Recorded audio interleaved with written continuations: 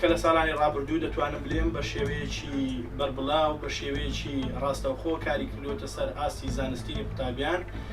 ڕەنگە کاریگەری لەسەر هەموو مامۆستایان بەگشتی نەکردبی، بە تایبەتی ئەو مامۆستایانی کە تەنها کاری مامۆستایەتی دەکەن ئەوە قەیرانی دارایی بە شێوەیەکی ڕاستەوخۆتر کاریگەری کردوتە سەر ئەو مامۆستایانە. بێگومان ئەمەش کاریگەری لەسەر ئاستی زانستی قوتابیان دەبێت.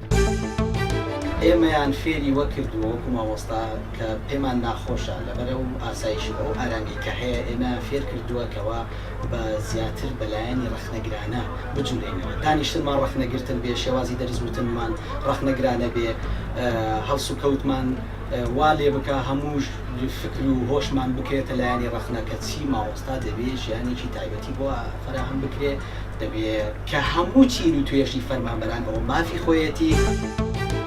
داوا لە حکوومەتی هەرێمی بەڕێز دەکەم ئیحتیمام بە کەرتی پەروەردە و کەرتی پەروەردە بەرەو پێش بە، لەبەر ئەوەی کەرتی پەروەردە بنچینە و ئەساسی شارستانەتی پێشکەوتنی وڵاتە.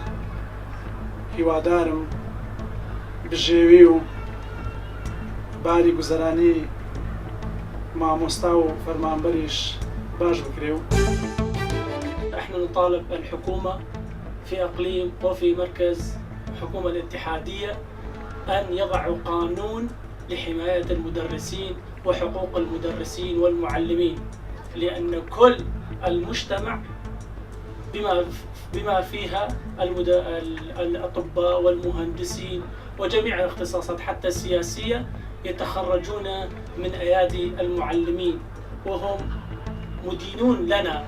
فنحن نطالب اليوم الحكومة العراقية بصفة عامة وحكومة إقليم كردستان أن يحافظوا على هيئة تدريسية، لأن الهيئة التدريسية اليوم في خطر كبير.